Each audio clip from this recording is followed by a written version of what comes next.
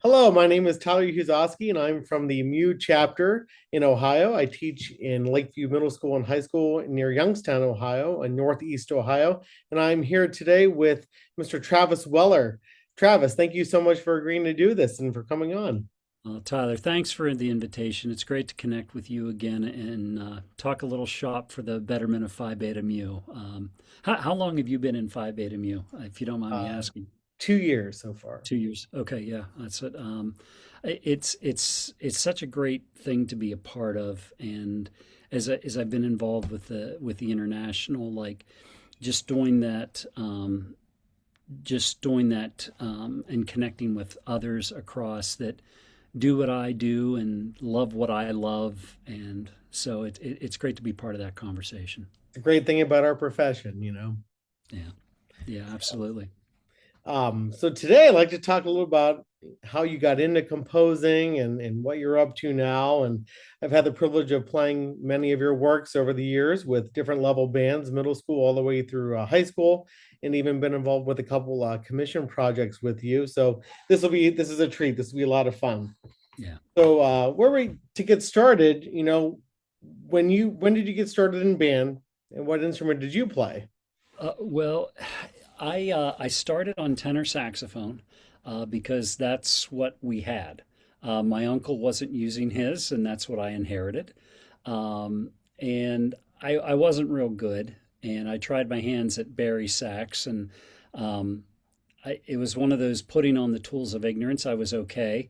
But I didn't really feel at home. And then I finally talked to my junior high band director. I said, I'd really like to play tuba. And, his eyes got about that big. And, he was like, yeah, I would love for you to play tuba. And the high school director, he was really happy as well. But it was interesting because I sort of found my home then, playing tuba. And I had this moment my senior year where we played Emperata Overture by Claude T. Smith. And I had a solo bum, bum, ba, ba, da, ba, da, and I was like, I had no idea that a tuba could actually play a solo. And both my mom and my dad, they said the same thing. And so for me, as I went through band, it was the one place that I felt like I belonged, you know, and it was the one place where I felt like I had people. I'd found my people, found my tribe, found my family. And when it came down to then, thinking about a career and what did I want to do, I thought about that idea of opening a door for others to discover what I discovered. And that was loving sound, loving how it made me feel, loving the ways that it could be exciting and dramatic and emotional and touching. And, that was that steered the path for me. Like, okay, I was going to do this. And, there were moments when I observed some things with my own teachers that I was like, I don't think that's how that should be. And there were other things I observed that okay, that's good stuff. Like I should take that with me. And I've been on a little bit of a journey forward, always thinking about like being very reflective of how I'm doing and can I do things better and can I make this world of music better for others. And I think one of the ways that I've tried to do that really over the last um, 18 years has been through writing for bands. My band dad, Ed Arnold, he had me do. I took a class with him in orchestration, and we initially did a lot of study of like the Bill Moffett Sound Power series and checking all that out, and then later it was just like looking at how like other people were arranging. So I looked at Alfred Reed and looked at Jim Kernow, and I looked at some things that Clifton Williams did and Francis Macbeth and trying to really grasp, how they were orchestrating, but then, what were their tells and what were their tricks as composers and arrangers and things. And, from there, it was just, I had to write for a couple of brass groups on campus. And then it was well, why don't you arrange this for marching band? And, we need this or, whatever. And I took that with me then into my first job at, well, my only public school teaching job at Mercer Middle Senior High School. And I continued to write and dabble because the other thing it became was an outlet for me to stay active musically. My wife and I, we started a family, and I didn't have the time to be going out to conduct a community group or play in one, but I found myself needing to do something to enrich myself, and so that writing for bands seemed to be the thing that I just felt natural, just like finding that place of being a tuba player, and so that is it's continued to this day, and I'm in high production mode right now. I'll tell you that. That's great. That's great. You mentioned, Emperata Overture more at the high school level. Are there any pieces from, middle school or junior high days that inspired you to gear towards writing at the younger band Gosh. level? You know what, Remember? Tyler, you are the first person to ever ask me about what I remember from middle school. Um, I can remember playing, oh gosh, I guess it would have been, we played an arrangement of El Capitan Hmm. by Sousa. And I remember that. I remember, enjoying that. Um, I remember playing, I think it was like the Beatles, a symphonic portrait.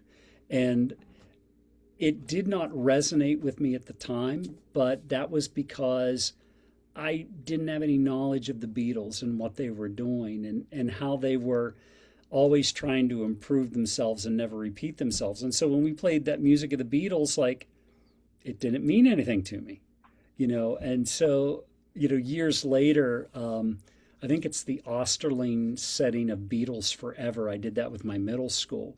And really, we did a whole concert. It was called The British Invasion. And so, like, they got to do Vaughan Williams, but they also did, Beatles, my middle school group. Oh, that's neat. I like that. Yeah, they did Lyndon Lee. And then I guess we did oh, no, no, it wasn't Lyndon Lee. We did the is it John Moss? I think it's John Moss, British Masters Suite. I did that with my students. And then Believe we did so, just yeah. off the top of my head, yeah. Yeah, and so like that was, those are two things. And there was another song that didn't remember that I played, but we did. We had a junior high marching band, Oh, wow. and it was when I went to see Guardians of the Galaxy 2, and Brandy was on the soundtrack, and I was like, I know this. Yeah. Why do I know this? Um, but yeah, and then it was like then it all connected. Um, yeah, I believe we did play some Frank Erickson at one point. Um, I want to say my junior high band tried to play Toccata for band. Oh, wow. Um, Mhm. and I mean, I I got it right here. I'm doing an honor band on Wednesday that I'm doing it at, and I was as I've been studying, I'm like, I can't believe my junior high band director tried to play this with us. Like this is hard. Like there's some hard Sure. stuff here, and it's a 1 day festival, so I'm thinking about like okay, got a structure, whatever. Um, yeah, I mean other pieces in junior high are a bit of a blur because I didn't focus on the title, and I certainly assumed that the guy in the upper right hand corner was dead. Right. Um, um, but I remember feeling great, like, oh man, I love how this makes me feel. And so like getting into senior high, like doing March Grandioso by Roland Seitz, like that was a gas. And even though I didn't have to do much work, playing the overture to the Marriage of Figaro, the Slocum arrangement of that. I just remember my woodwind friends, or they were like, "Oh, this is so terrible. I hate that." My saxophones and clarinets were like, and I'm like, "What? It's great." Bump, bump, bump, bump, bump, bump, bump.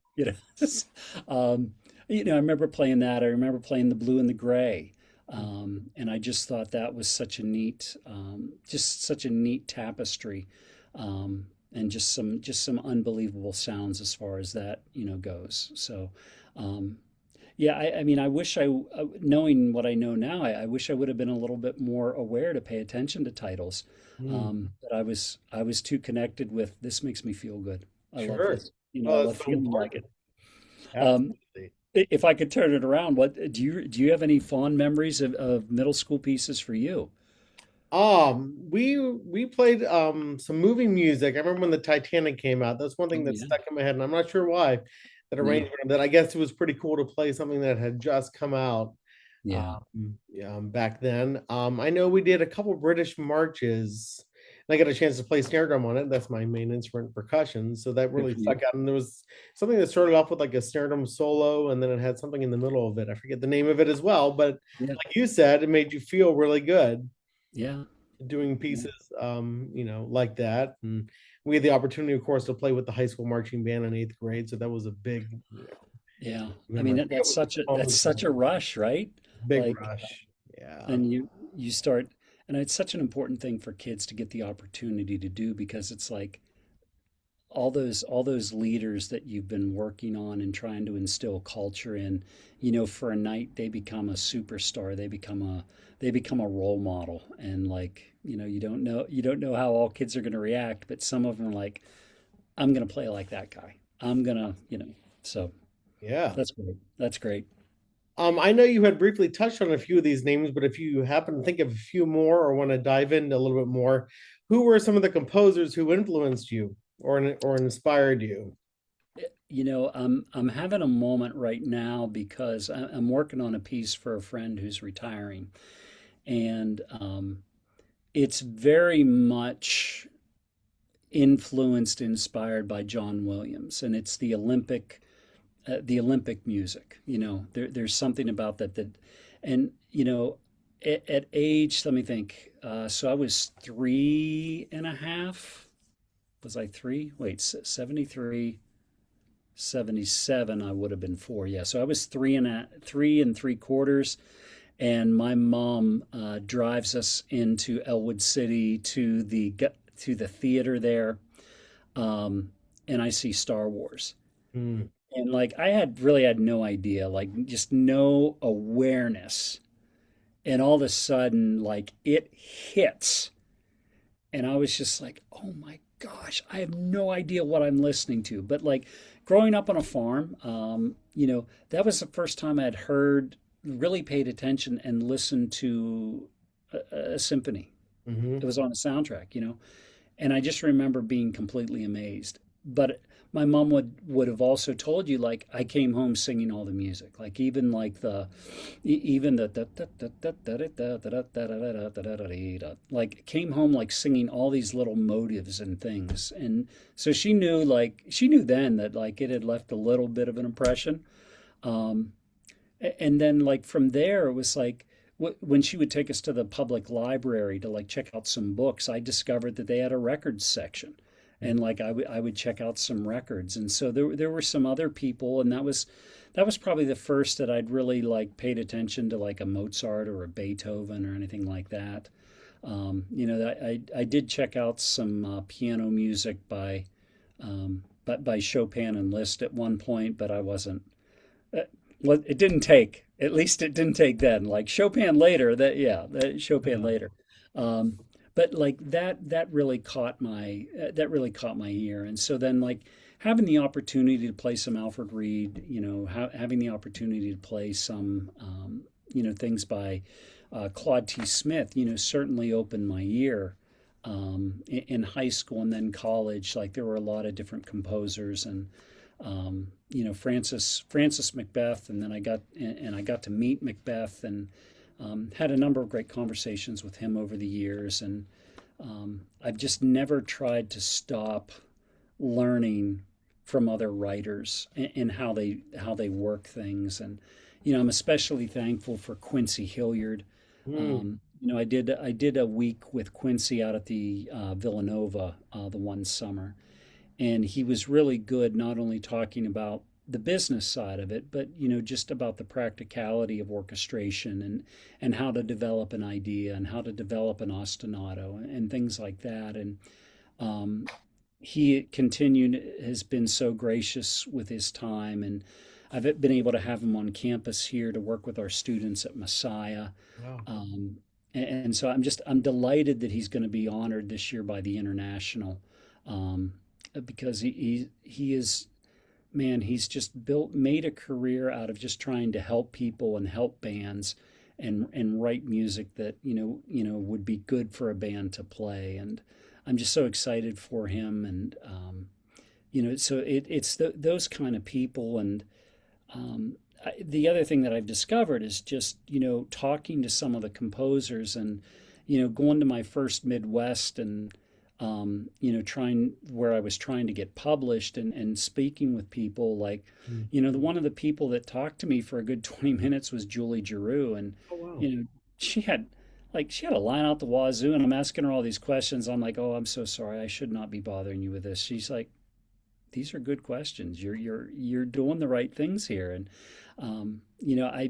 I've been amazed with the number of composers in the profession that they are looking out for each other and they offer friendship and they offer advice and they offer perspective and um, it's been that part of it has been neat because this is something I tell honor bands like you want to surround yourself the rest of your life you want to surround yourself that with people that make you want to be better and like I'm married to a person, my wife Beth, like she makes me want to be better. And my close circle of friends, like that's what they do for me. And the composers that I speak with, like I go home sometime from Midwest and I'm like, I'm never writing another thing again because I've just heard this by this person and this by this person. I can't, I tell Andy Boyson all the time, I'm like, I'm so mad at you. Like, I wish I would have thought of that first, you know? And Andy chuckles because he's just so humble about what he does and the way that he writes. And we just did one of his pieces this fall out here called Song of Loudest Praise. And just some incredibly simple things that he did that just I'm like I cannot believe I never thought to do that so Yeah. um, yeah So, so that no, was some really aggressive name dropping but like I just awesome. I talk to these people and like it's good conversation, it's encouraging conversation, which I Again, find. what one of the nice things about our profession that we're in, how you said so many people are just very welcoming and helpful. And I don't think that's like that in every profession. No, We're and so that's lucky. and you think about the business world and how competitive it can be, and company A wants to beat company B in sales, and within company A, salesmen one, two, and three want to beat four, five, and six, and you know, and sometimes they're pulling in the same direction. I get it, but the thing for music and specifically music education, when the tide rises, all the boats float. And I think it's important for this community to remember that in times of trouble, in times of strife, we can't just be like, well, that's too bad for that program. Well, it might be too bad for that program today. What if it's too bad for your program tomorrow? And making sure that we have a unified. We don't have to agree all the time, but we need to listen and support each other, and that becomes an important component. And I think there's a lot of really great people. I'll just say it. A lot of them are band directors that will do that for each other. From hey, can I borrow an instrument for this Oh entire yeah. marching band season? Oh yeah, yeah. Here, just take this. And hey, do you have can I borrow that piece of music? And hey, would you come in and clinic my kids? Hey, I need a. And so I love it when I hear those kind of stories, the collaboration and the helping each other out, because it truly matters. It truly does. So how did you get started composing for younger bands, beginning band, middle school bands? Um, I, I just had I had some bands at Mercer that um, I found that they were maybe a little bit between between levels. I was super thankful for my elementary feeder person, Chris Nelson, and she always sent over a relatively balanced group of seventh graders, and we would always meet and talk about strengths and weaknesses. And I did some arranging of some things that the kids really sort of loved. And like we would do a little junior high pep band for a couple of football games. And so I wrote out some stuff for that. And um, understanding that, like, okay, my kids can do this, but they can't do this. And so then it got me a little bit thinking about okay, well, how could I write something that maybe would get them from being able to do this, but also being able to do this, like, just helping them develop. And so I guess I started thinking a lot about writing for young bands more from a pedagogical aspect and not necessarily from, the what somebody might consider the artistic side, or things like that, or but just thinking about giving them good music that they would be successful learning, that they would be a better musician for having played, and through that process, I finally got brave enough to share a piece with Gary Taylor, who at that time was the junior high school, and elementary director down at Wilmington High School. We put our groups together. This tells you about collaboration and helping each other out. Um, for 25 years, Mercer and Wilmington did a combined middle school band concert. And so, like, one year Wilmington would host, and then the next year Mercer. And so, we'd have like 157 kids on stage, and, it was relatively, and we'd bring in a guest conductor, clinician for the day, and do those kind of things. And um, I finally like got up the courage to, hey Gary, can you take a look at this, and do you think like your junior high band would be able to handle it? And he thought it would work, and so he's like, well, do you want to do this on the combined concert? I said, well, I don't want to be, you know, only if you are agreement that we can do it. And he wanted to go for it, and he really liked it. And he's like, well, you ought to write some more. And Region Band that same year, I think it was Ralph Ford. Yeah, I spoke with Ralph, and he's like, "Hey, we're talking about." I just asked him some questions. He's like, "Well," he goes, "if you wanna know whether you're doing right," he said, "why don't you, write a piece using only 6 notes?" Ah. And okay, and um, I didn't think about like the first 6 notes of the B flat concert scale. I went home and I was like, well, like a blues scale basically has like 6 notes. Can I do that? Yeah, I'll just do that. I'll write. So I wrote this song called the Straight Note Blues Riff, Huh. and it was all quarter notes and half notes and whole notes. There was not a swing eighth note to be found, and like it was all bass, And so to me, I was like, okay, well, that was the assignment, and I went home and I wrote it out and I worked on it. I took it back to Ralph Ford at Region Band. I said, hey, Ralph, what do you think of this? He goes, did you go home and write this? I'm like, yeah. He goes, oh, they're not. He goes, they're not gonna like this. I'm like, well, what do you mean you're not gonna like it? I meant this first 6 notes of the B flat concert scale. I said, this is never. He said, you've got flats in there. That's never gonna get published. Concert D flat, like just throw it out. So, um, but it's one of those deals. Like you give kids enough rules, they'll figure out the workaround. Uh, and so, like, trying to work within the guidelines of like, okay, well, this is actually um, and so a lot of it has been experimentation. We had fall break a couple weeks ago, and I had about 2.5 days worth total time of what I call practice composing. It was stuff that I know nobody else is ever going to hear. Voice notes and transcribing voice notes, and then like, okay, let's orchestrate this, and how's this going to work? And I would say out of like that, let me think. There's two. Let's call it out of like 20 hours worth of practice composing. There was probably like a minute 30 seconds that I was like, I'm going to use that.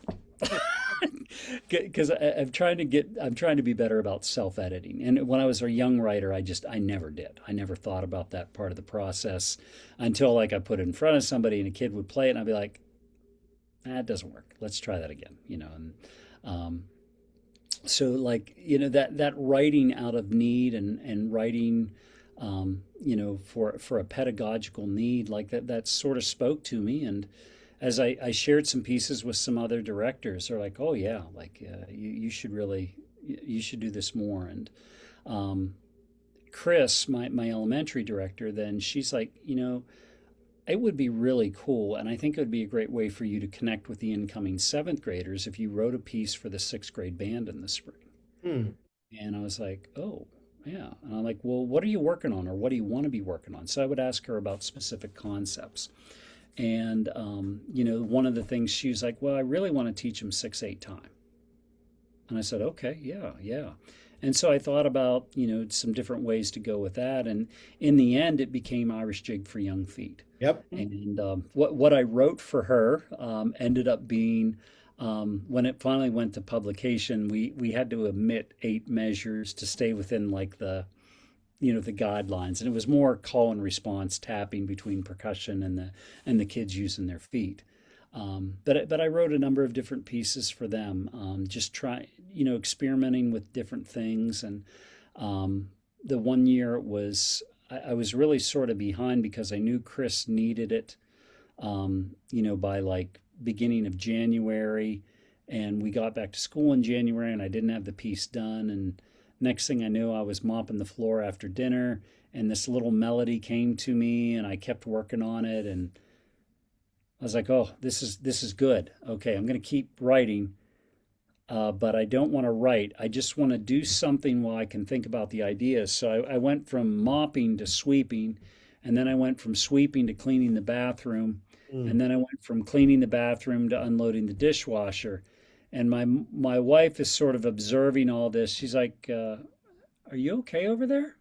And I'm like, "Yeah, I'm good." I'm like, and so Quincy always talked about this as like transitional tasks, where we're actively doing something, but the mind is free to work on a problem. And what I was experiencing was the subconscious of the mind is like erupting with all these ideas. And so I got it. I finished writing it that night. I like stayed up until like 2:30, which that was a mistake. I'll never do that again, because nighttime is for sleeping.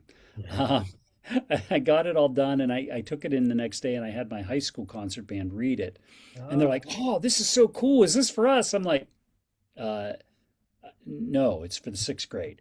Like what? And it became Journey to the Prairie, and I felt really good about the piece, and I sent it off to a publisher, and within I think it was within 2 hours, I got a return email from a publisher, and they're like, "This piece is terrible." Like basically, like I'd written out of range, and like it would, And I got another rejection a couple weeks later from a different publisher, and I just sort of like, well, I'm really and so then Joe Pisano, who was at Grove City College, is the assistant director there. I shared the piece with him. He's like, "Oh, I think this is good."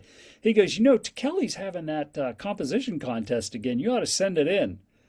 And I'm like, "All right," just like he goes, "No, you should do it." He goes, "In fact, I double dog dare you to do it." Well, I mean, once it's a double dog dare, like, okay, here we go.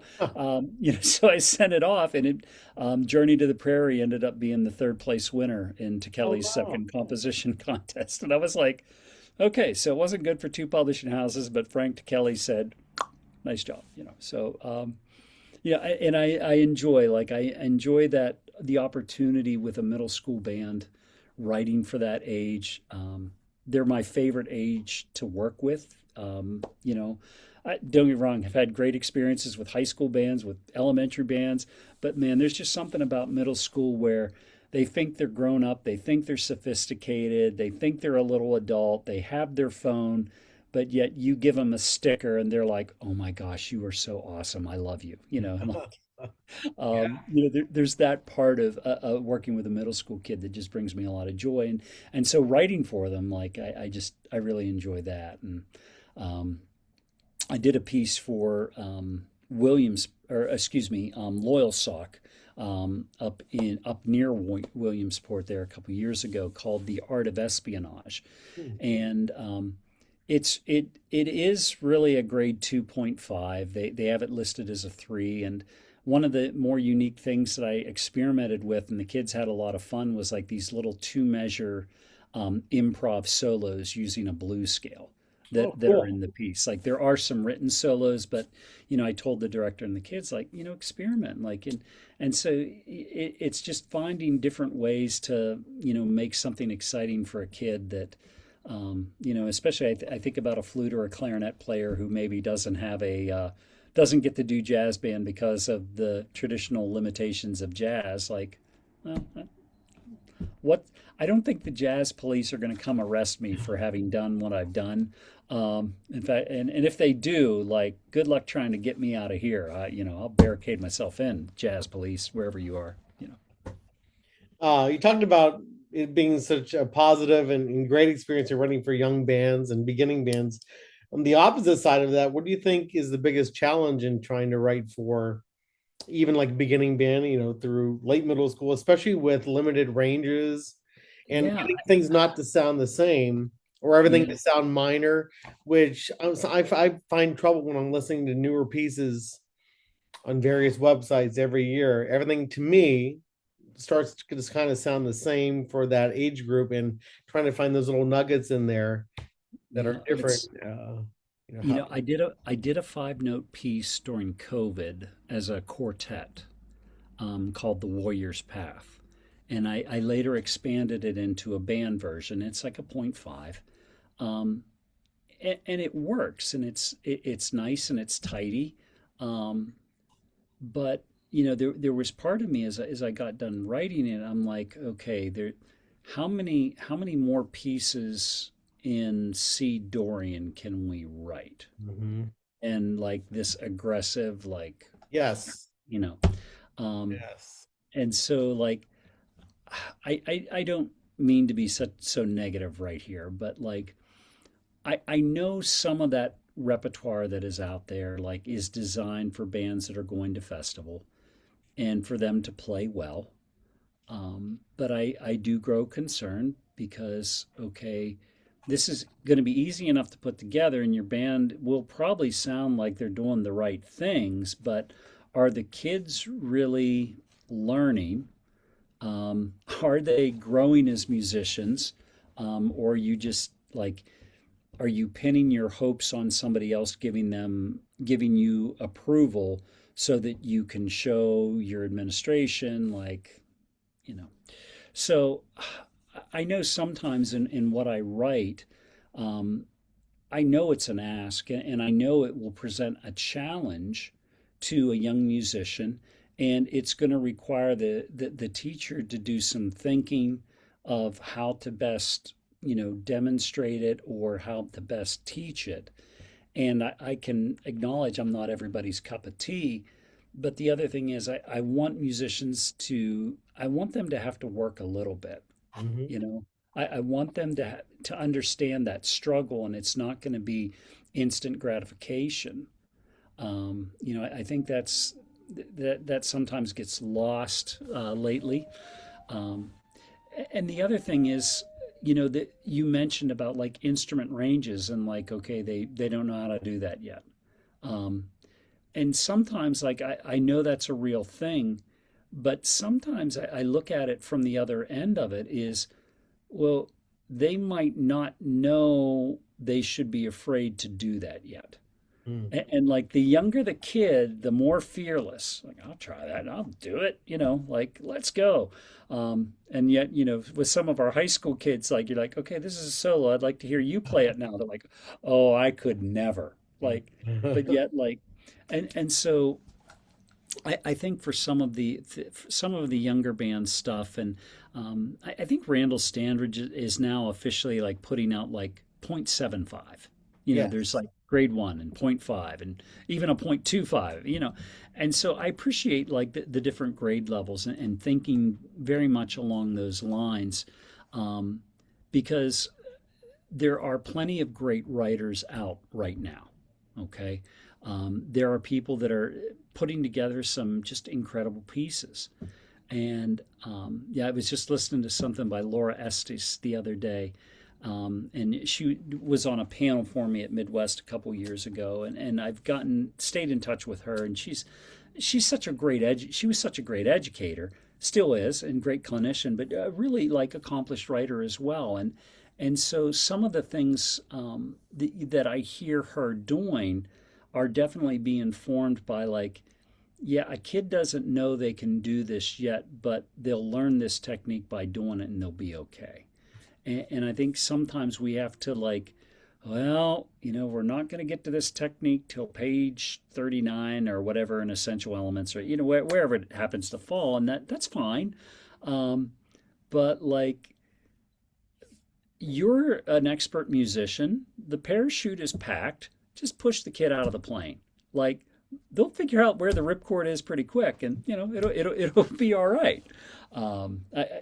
And so I think that sometimes we don't want to put kids in a bad spot or make a director feel frustrated in teaching a piece. But the reality is like sometimes that struggle is a good struggle. And, like the more times you sail into a storm, the better sailor you're going to be. Mhm. So, it's okay to like have one piece on your concert that you sail into the storm a little bit and you come out on the other side and you're okay. You might be a little wet, but you'll be okay. Absolutely. Just a few more. How do you balance the need to be creative? So maybe like an idea or a melody, like you said, you're humming around and you want to be really creative with that, but you balance that with the need to keep younger players active and engaged, especially maybe being a tuba player as Yeah. yourself. And do you always um, get into a piece with specific learning outcomes in mind? Or how often do you do that? And you kind of just alluded to that Yeah, a little bit. there's part of that, Tyler, that is very much, it, you know, I was talking with a band director at the state conference, PMEA, a couple years ago, and she's like, oh, I wish my kids would bring a pencil because, like, I did it, and I'm like, okay, well, how could I encourage a kid to? So I worked on this piece, and it ended up my wife. She's really good with titles, and truth be known, there's probably I I think it would be safe to say that like she has probably named over half of my pieces. Oh, wow. I I'm bad with titles. Like there's some that I've knocked out of the park, but there's some that I need help with. And she really came up with this one, and it's called Of Metal and Magic. And it's about the dwarves forging Gungnir, Odin's mighty spear. And so, like with it, like the students have to tap pencils on a music stand, and there's a little bit of Irish jig for young feet in it. That Hmm. there's some anvil work in the percussion section that are echoed, by the band.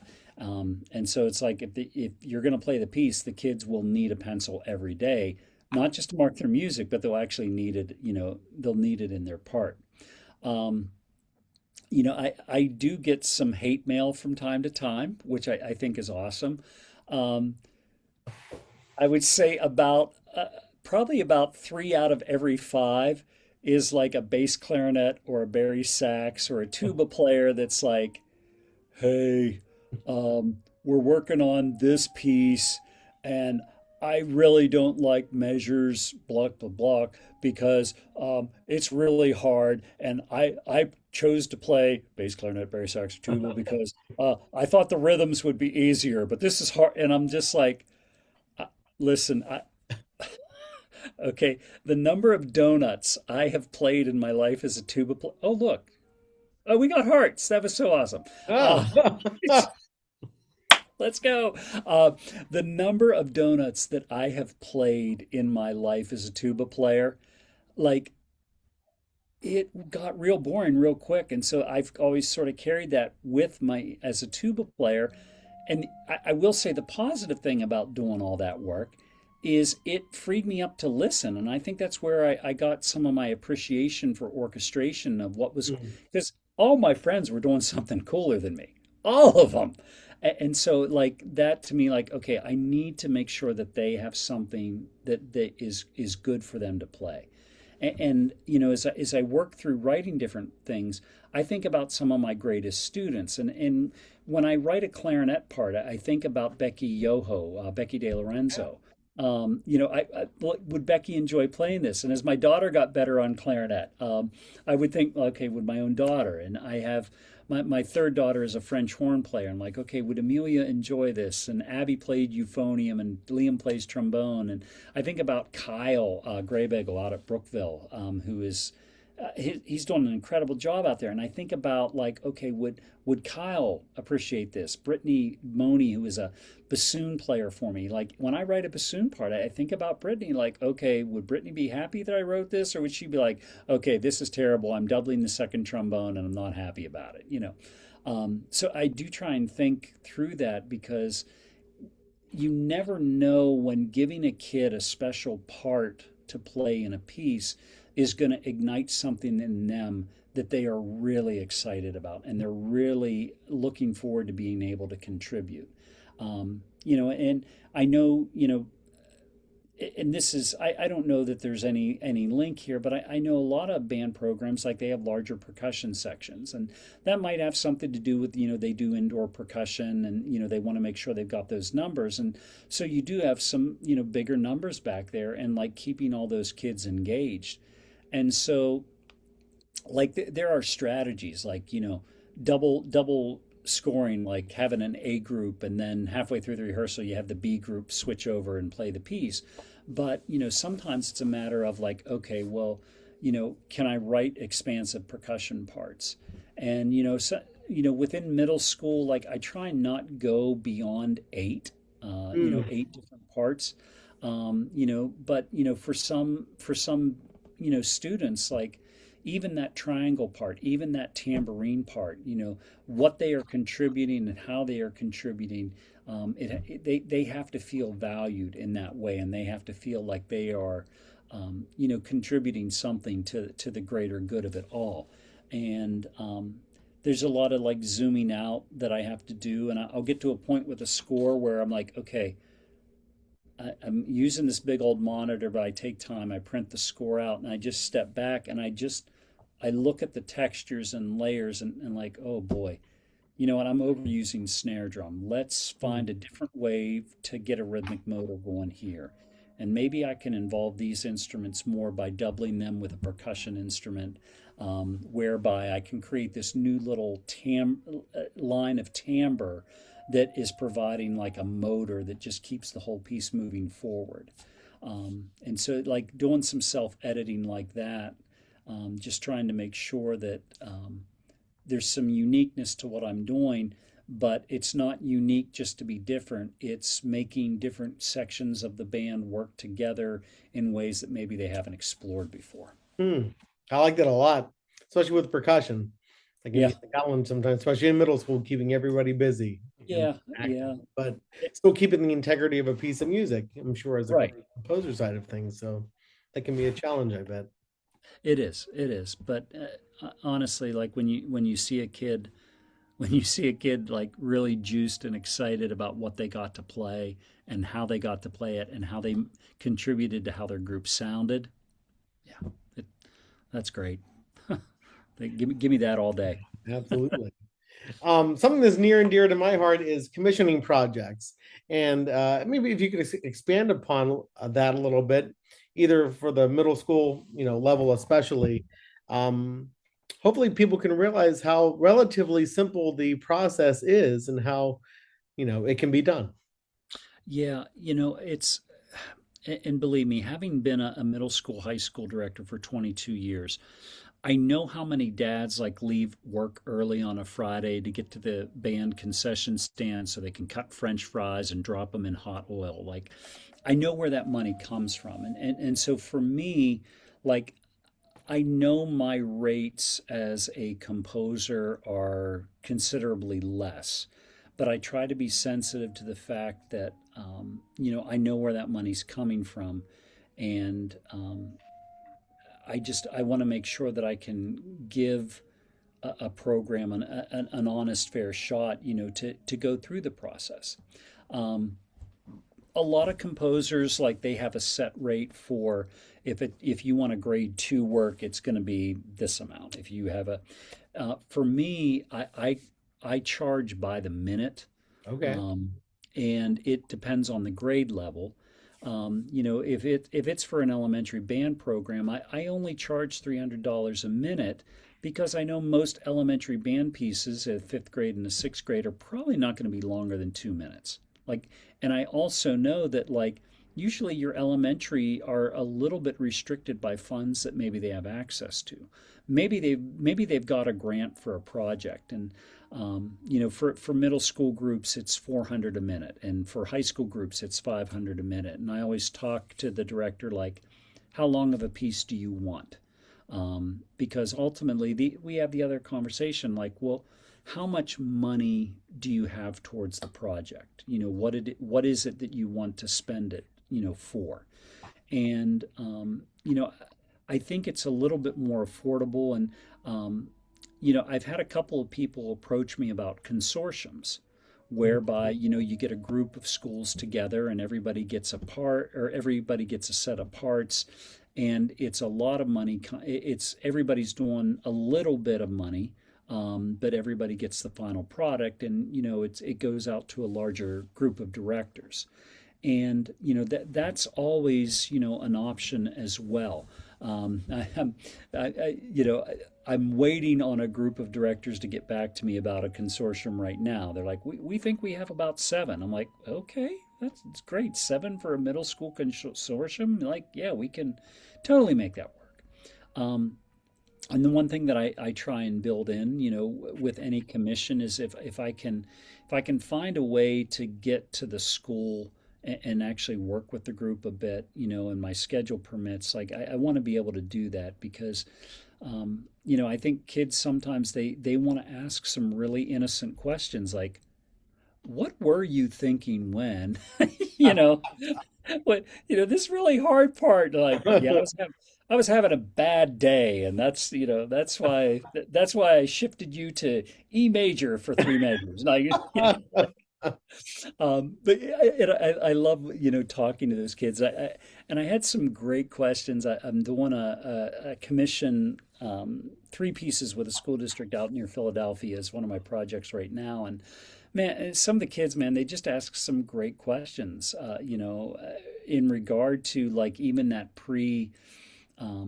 pre-composing experience. They wanted to know. And it's I would love to ask, as I'm going through Toccata for band. There's 2 sections in it that I'm like, man, this is so dangerously close to the end of Air for band. Uh, I really wish I could go ask Frank Erickson, like, hey, is this and so like, because there's other parts like the Doll Sinfonietta.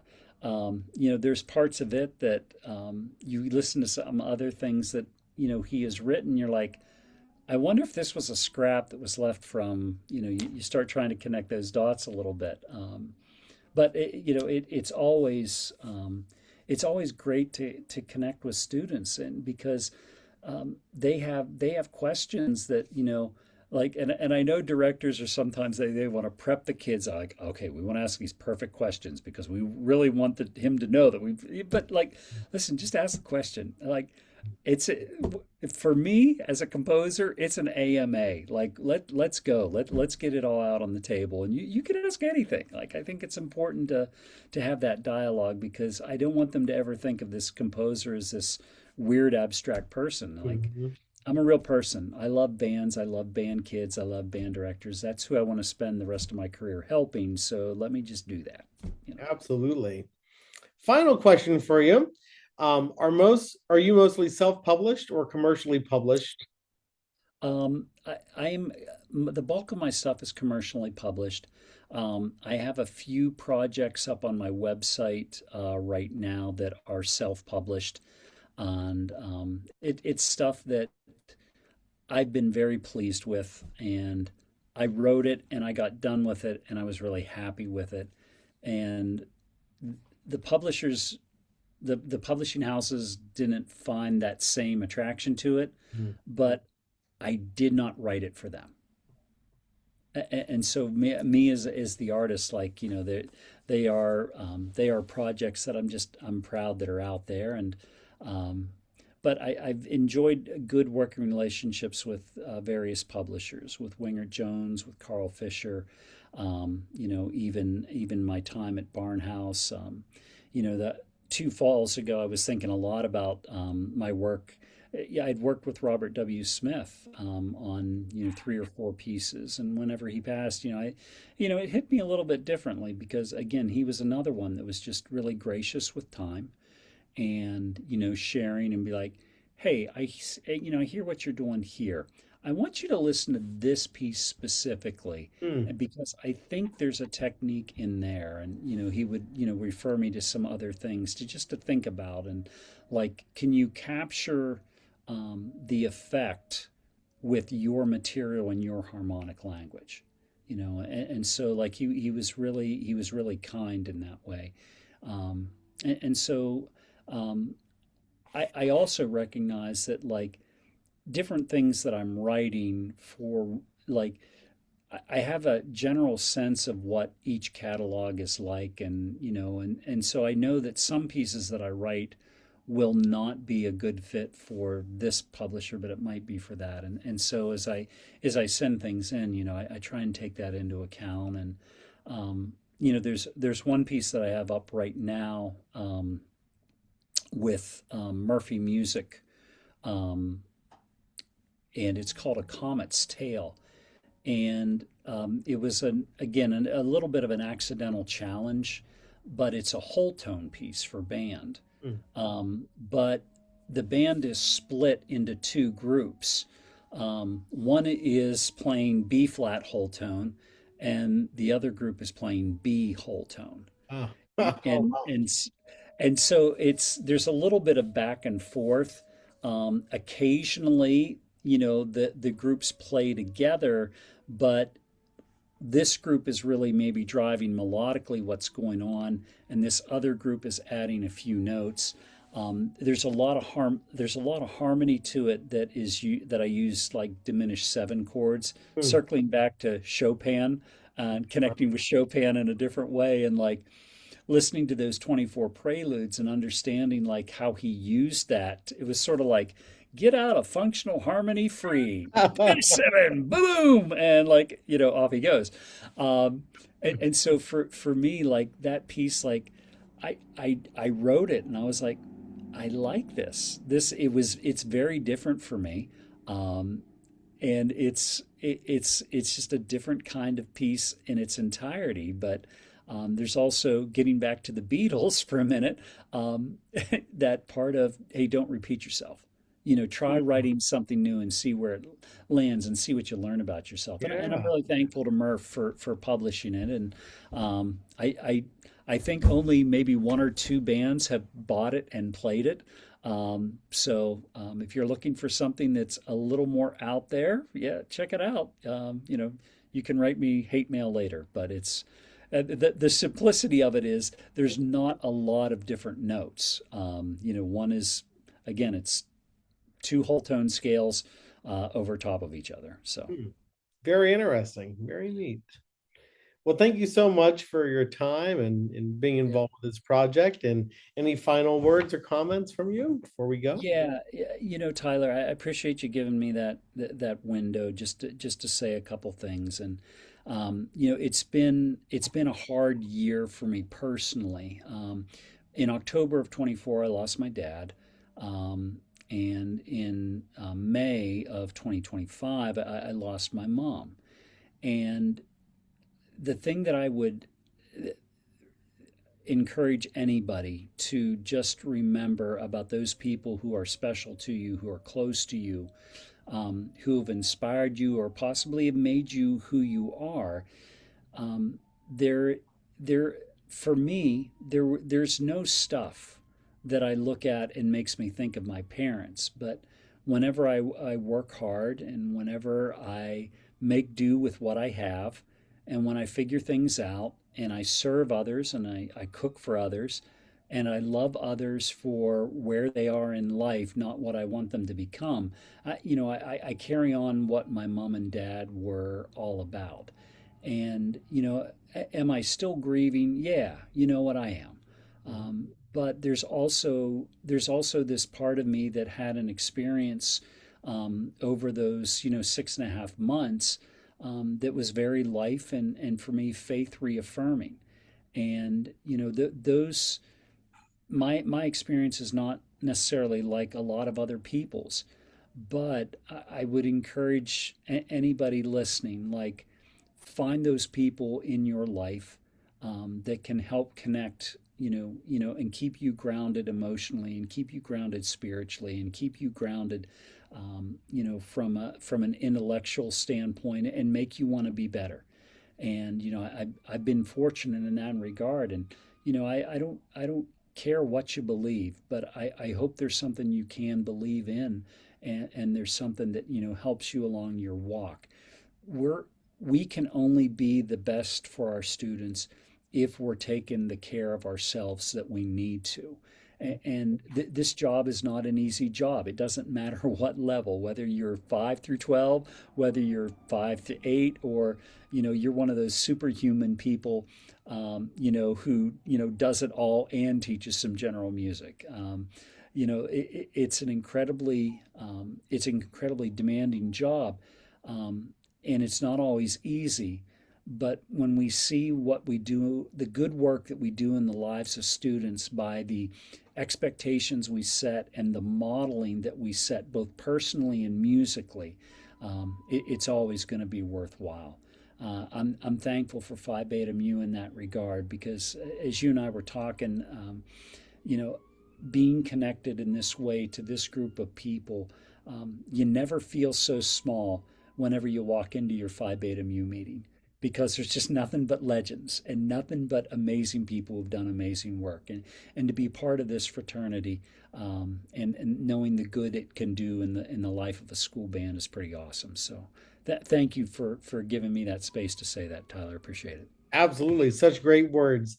You can check out Travis's website, travisweller.com. It has a ton of great resources for you to check out. So please go there, and you can reach him as well from that website. Travis, thank you again so much.